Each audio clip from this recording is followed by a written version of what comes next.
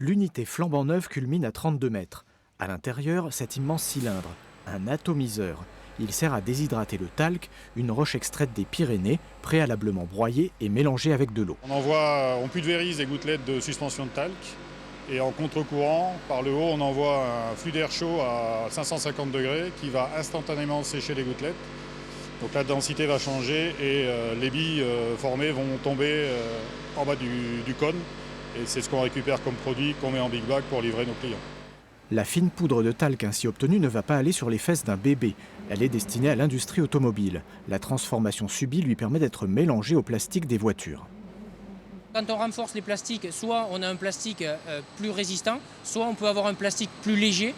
Et avoir un plastique plus léger, aujourd'hui, c'est un atout que l'on met en valeur, notamment pour les fabricants automobiles, les sous-traitants de l'automobile. Et ça permet d'alléger les véhicules. Et ça, c'est super important pour les véhicules, notamment les véhicules électriques. L'atomisation, un procédé utilisé ici depuis longtemps pour faire de la pâte de kaolin à destination des porcelainiers de Limoges.